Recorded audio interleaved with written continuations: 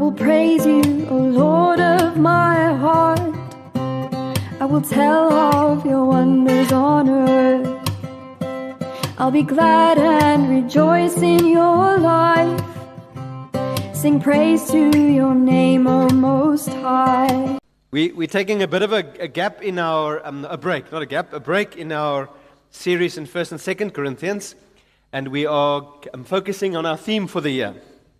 Our theme is the idea of my alone time with God. It's good to gather with God's people. He says it's important. We have to do it. It's good to gather before the Lord as your family, as husband and wife. But there's also a call from the Lord for us to come before Him alone, where I in my aloneness sit and talk to the Lord and listen to Him. And so the goal for the year is to grow in my personal, focused and dedicated time with the Lord. Every year we have a theme, and it's not that we finish the one and then we do the next one. Every year is a building block on helping us to walk this road, following Jesus better. Last year our focus was being the hands and feet of Jesus in a broken world. To remind us again, we're not just here for ourselves. We are called to go out and to love and to care and to change the community and society for God. And then this year we say it's good to be outward focused, but it's also good to be personally focused with the Lord.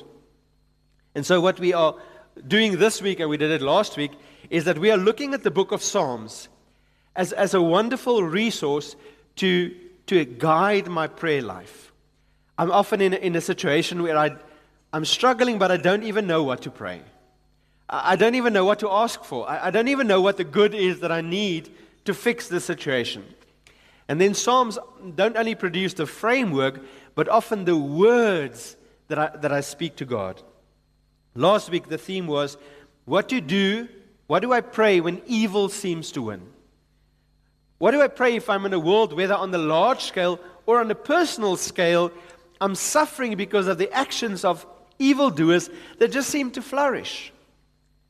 And it's a reminder, and it's a shocking reminder for you as well, if you sit here today and Jesus isn't your Lord, that it doesn't matter how fancy and how rich and how learned and how important you are, there's going to come a day where you are going to have to stand before the King of Kings, and He's going to ask you, did you give your life to me? Did you submit to me as King of Kings and Lord of Lords?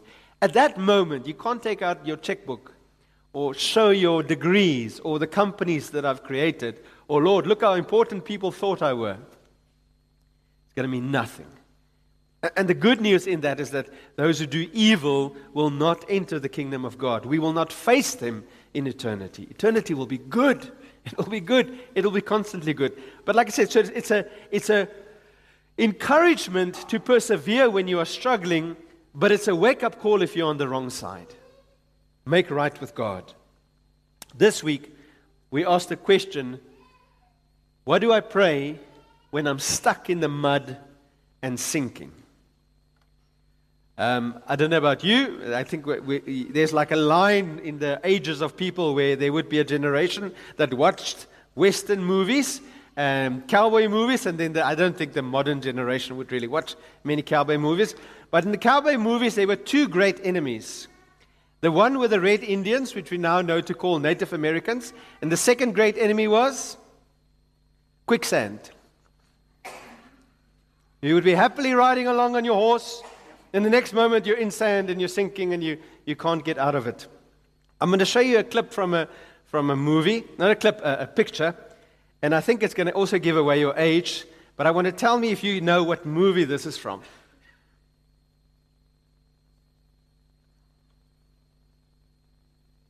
Anybody?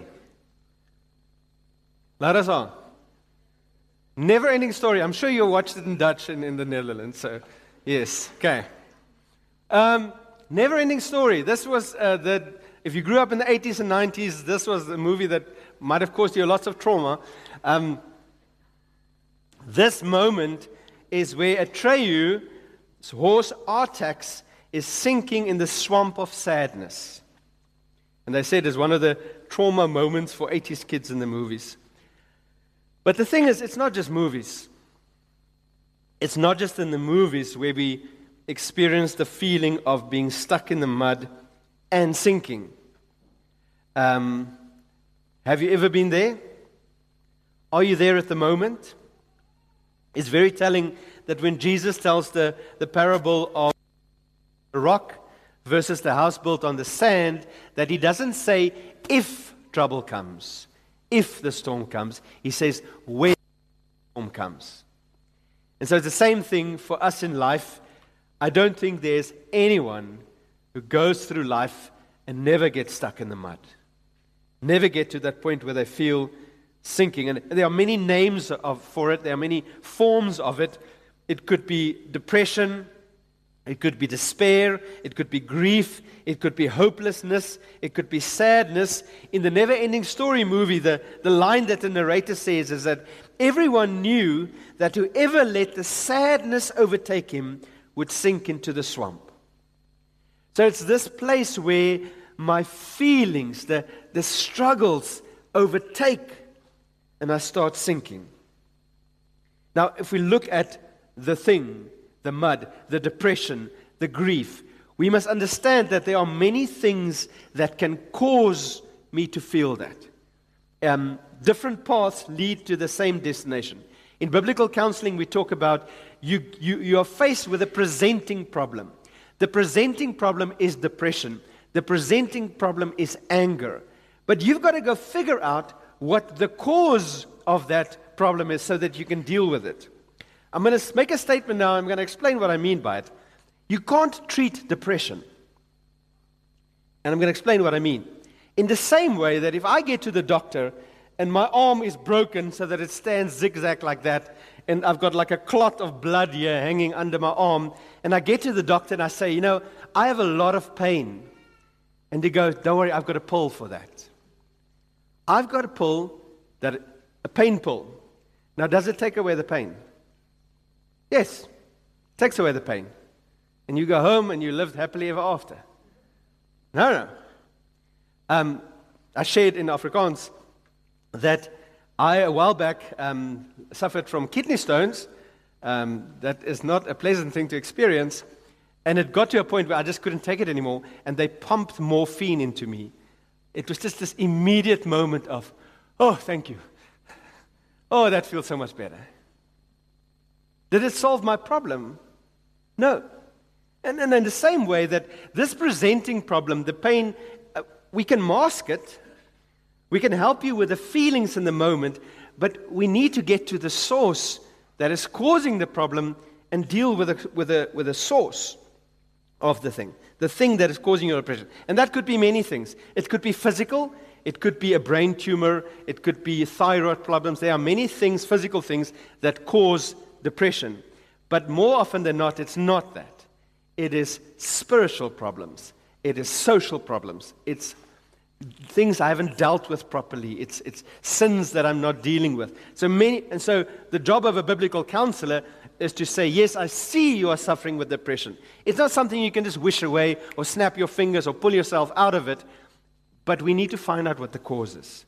We need to deal with the cause. And so when we look at Psalm 40, we're hopefully going to find some proper help, not just to feel like you're not in the mud, but to get out of the mud. And I love Psalm 40. It's one of my favorite Psalms to give structure and words to your prayer when you're stuck in the mud. The Psalm has a very clear structure. It's very difficult to do this Psalm sermons in Afrikaans and English because the verses are different. So the one in Afrikaans, they make the title verse 1, in English they don't.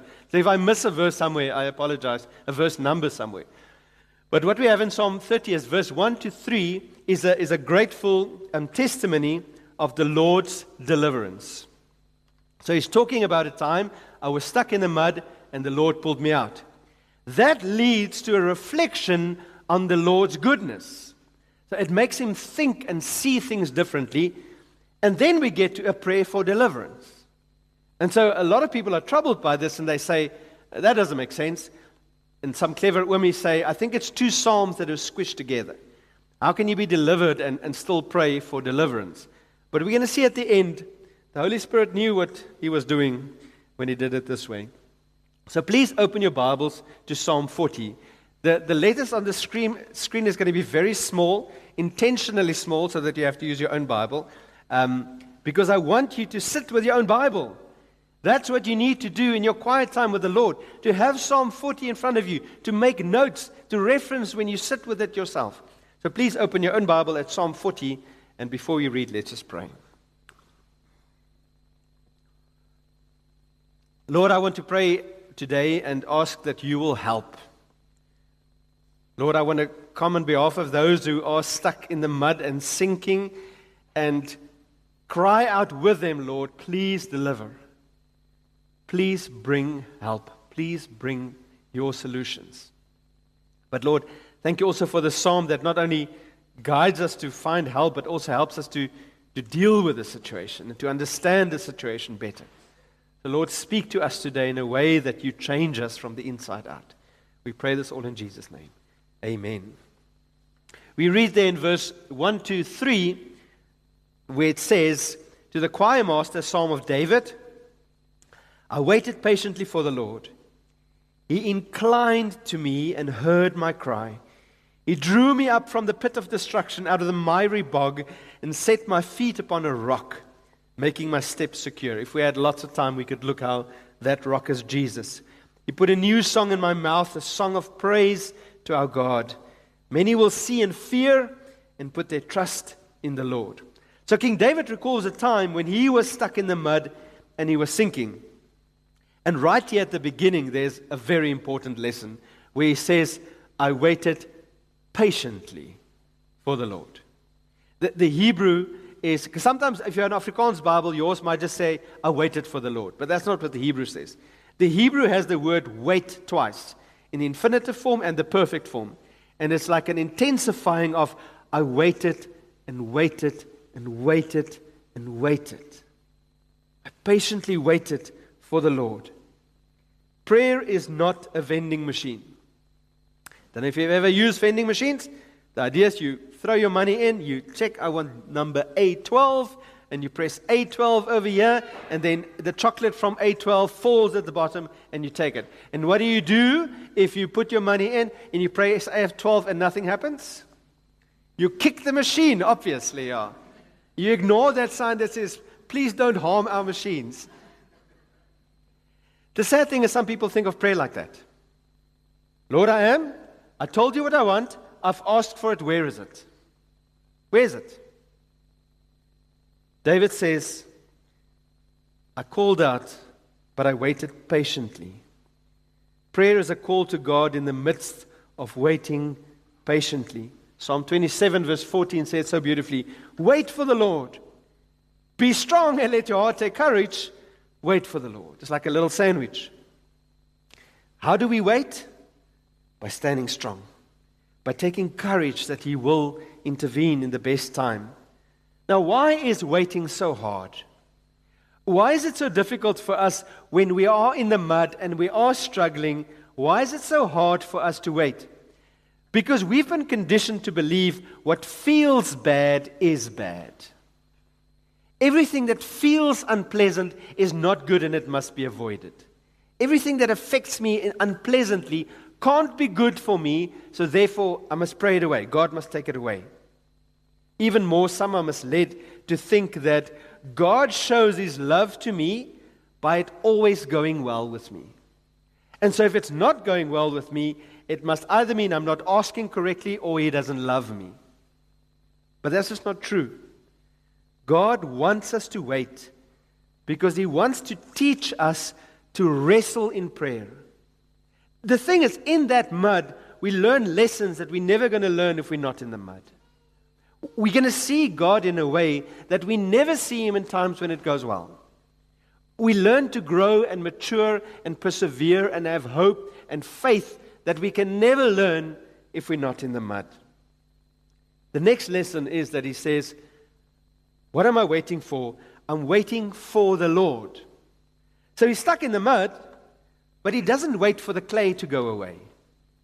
I wait for the clay to go away. No. The clay is here. But I wait for the Lord to be stronger than the clay. After He was delivered, the clay was still there. It was still there. But the clay did not have an effect on Him anymore. And that's what we call out for in the midst of our trouble. We can't just say, Lord, take away, take away, take away, take away. The Lord says, those are the things that I'm trying to use to grow you. No, Lord, take it away, take it away. No. Lord, in the midst of what I'm experiencing, deliver me so that it doesn't have this negative effect on me, that I don't lose hope and fall into despair in the midst of it. Strengthen me and save me from this. So the question you must ask yourself is, in your struggle for prayer, is your biggest prayer, Lord, take this away? Or is it, save me from the power that the circumstances have over me? So David now recalls he was put in the pit of destruction. He waited, he cried out, and God heard him. God inclined to him. He pulled him out and he put him on the safe rock. He put him on Jesus. And then there are two results of him being in the mud. What's the first result? He had a new song in his heart that he didn't have before he went into the mud. Someone once asked us, are we going to experience God as fully in eternal life as Adam and Eve did in the garden? And he said, no, we're going to experience Him more fully, if that's a word. Okay, because in the garden, before the sin came in, they experienced God as a provider, as a creator, as a friend, as a father, as that. That's what He was for them. We are going to experience all of that plus a Savior. Plus someone that when I couldn't help myself and I was stuck in the mud and I was bound in my sin and I couldn't get myself out of it, and He saved me from it. We are going to have a bigger view of God. We're going to have more worship, more reason for worship than Adam and Eve ever had before the time. And so this is what he says. You know, when I got out of that mud, I had songs that I never knew before that I could sing to God. And the second result, others saw what happened to me and they trusted in God. Sometimes your mud does nothing to you. You go into it, you trust the Lord, you persevere, you walk out, you go to the other side and you say, I don't really see what this changed in my life. And meanwhile, 20 people around you got saved. Because they saw your mud experience and inspired them to say, if God can help that guy, He can help me too. If God is so good that He can do that, imagine what He can do for me. And so the point he's trying to make is, the mud is good for you. It's such an important truth to hold into. We're not faking it and act as if the mud is nice. That's not what we're saying. The mud is unpleasant. But in our prayers, we hold on to the thoughts that, God, you're going to get through me, that you're going to get me through this, and it's going to be good. You are going to achieve things in me and the people around me that were never there because you allowed me to spend some time in the mud. Isn't it amazing that God uses mud to clean you? That's what He does. And then afterwards, you praise Him privately and publicly. Now we get to the next part of the psalm where he talks about the result in Him. We sadly can't look at all the verses. We're really just going to do a bit of a hop, skip, and a jump. So the rest of you can go study at home. Verse 5 there says, You have multiplied, O Lord my God, your wondrous deeds, and your thoughts toward us, none can compare with you. I will proclaim and tell of them, yet they are more than can be told. So this is a very fancy way to say, wow, Lord, you're good. You do so many good things. I can't even count them. Now, that is a good prayer to pray when you get out of the mud, but it's also a good prayer to pray when you're in the mud. The problem is that the mud can overwhelm you, that you only start thinking of the mud. That's what things like depression and grief and despair does to you. They do this to you where you start forgetting the other things, the other good things, and you only focus on this thing. And you have to teach yourself to wake up in the morning and to say, Lord, I feel terrible, but thank you for a wife that has been walking with me for decades, even though I'm such a terrible guy. I don't deserve this love. How good are you to me to give me this wife? Lord, thank you for my children. Thank you for the legacy that I'm seeing that's definitely not based on me, but that what you are doing, I can't even count the things that you are doing. Don't allow your mud to consume your thoughts and make you and get so focused on what you think you should have and don't have that you forget to think about what you do have. Be like David and recall the good things of God in that moment. It sometimes happens that you have a parent that falls into depression. Their child passed away. And it becomes so all-consuming that they forget they have a husband and other kids. And then their husband and their other kids become the offering on this altar of sadness. Instead of saying, Lord, this is sad, this is terrible, you need to get me through this, but help me to lift my head and see the good that is still there. So don't ignore the mud, that's not what we're saying. Don't act as if there's no trouble, but force yourself to focus on the good. Force yourself to thank God for good deeds and good thoughts toward you. We're going to jump to verse 8 where he says, I delight to do your will, O my God. Your law is within my heart. Now this is the result of getting out of the trouble, because we're going to see later that he says, it's actually sometimes my fault that I get into the mud. And when I get out of the mud, I just realize, Lord, my way gets me into so much trouble. My will and my desires is so broken. I don't just learn to accept your way. I learn to love your way. I learn to delight in your way and a delight to do your will. I want to write your law in my heart so that when I make decisions, I say, what would God want me to do in this situation? What is His will, His commands? What does it require of me so that I work well and avoid some of the mud traps? Then verse 9 and 10 again speaks about how your test becomes your testimony. How the goodness of God you experience should be spoken out publicly to others so that they can see the lessons you learned, the growth you've grown, and how you experience God's deliverance. Then we get to the next section, where He's again calling out for deliverance. And we can't do all the verses again, but verse 11 is there, says, As for you, O Lord, you will not restrain your mercy from me. Your steadfast love and your faithfulness will ever preserve me. Now tell me, if you are stuck in the mud, do you feel like saying that? Lord, your faithfulness will ever preserve me. Your mercy, you will never restrain it from me. Your steadfast love. So again, this is what we spoke about last week as well. In that moment, there are certain things I feel, and there are certain things I know. These are the truths of God versus what I feel in my moment. And I need to make sure that my feelings don't become my truths. But that I pray God's goodness, not just as worship to Him, but as a reminder to myself, Lord has never stopped loving me. Why would He now? If I look at my past, the Lord has always been there for me. Why would He stop helping now? Lord is good. Verse 12 is an interesting verse, because we now get to the reason for his current mud. And he says, For evils have encompassed me beyond number. That's the first part of the problem. The problem is that other people's evil got me here. My iniquities have overtaken me, and I cannot see. They are more than the hairs of my head. My heart fails me. There are two reasons I got in the mud. Those people, and me. And sometimes it's not even me that got me in the mud. They got me in the mud. But the question is, what did I do when I got in the mud? Did I respond in a godly way in the midst of my troubling and my suffering? When we do biblical counseling with people, we always say, you can't come and work on someone else's problem. It's impossible. You can't come and bring someone along, hey, fix that guy. You can only work on your own part of it. Now, sometimes my part is 5% and the other guy is 95%. There's still far more value on me working on my 5% than focusing on the other guy's 95% the whole time. And so this is David honestly saying, I've been overtaken by my sinfulness. More than the hairs of my head, my heart fails me. So the question is, in my prayer life, do I still remember to humble myself before the Lord and ask forgiveness for my wrongdoing? Have I become such a good person that I don't think I do anything wrong? I just talk about all the other people's wrong things.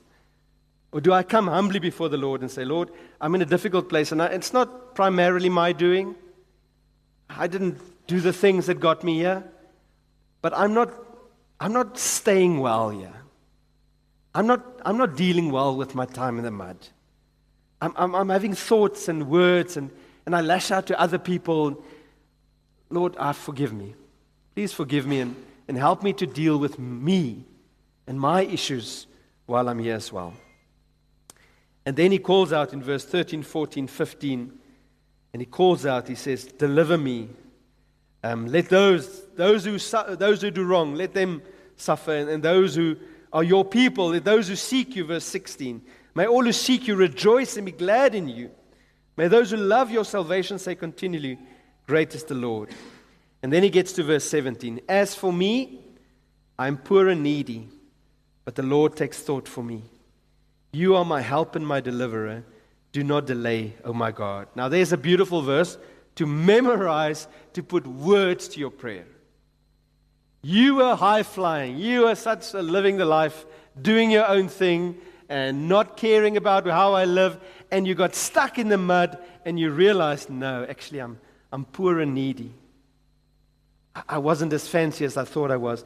But this wonderful thing, Lord, you take thought of me. You still think of me. You're still here for me.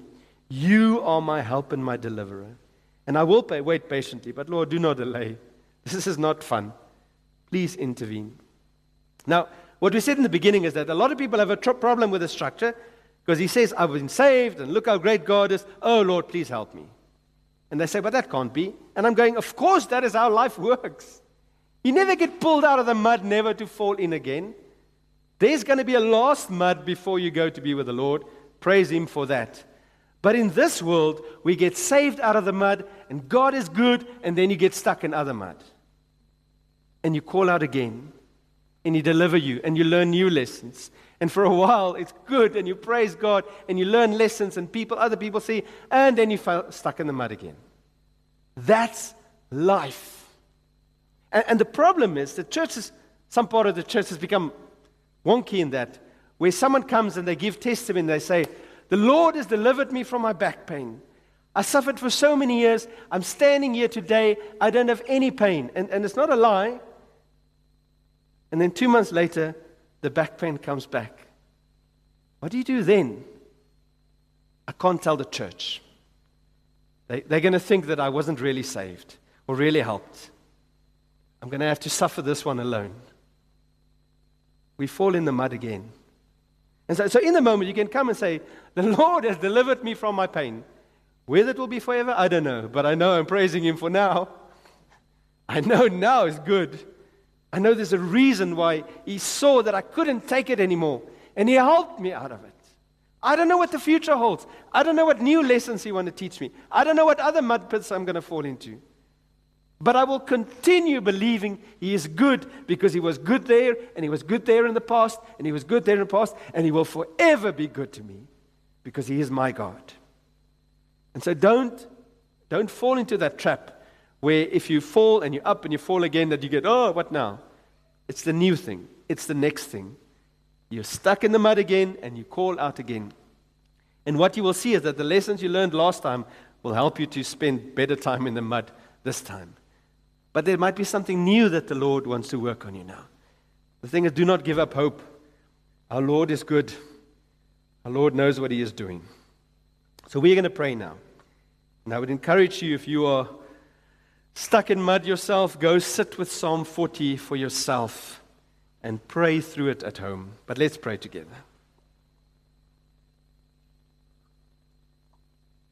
Lord, I want to pray for those who are currently stuck in the mud.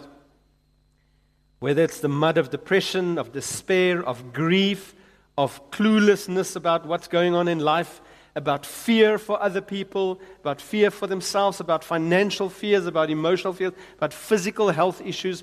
Lord, there are so many things that get us into this mud. But none of those things are bigger than you. None of those things can't be used by you for good if we hand it over to you and if we hand ourselves over to you. And so, Lord, teach us that. Teach us how to call out when we are in the mud. Teach us not to lose hope when we are in the mud. Teach us how to wait patiently while still calling out and while still saying, Lord, do not delay. Lord, thank you that we can look back at mud experiences in our past and praise you for what you have done, for the new songs that you've put in our mouth, Lord, for the way other people got saved and changed. because of our mud experiences. But Lord, I do not want to make light today of people whose mud is hard. And it's been going on for a long time.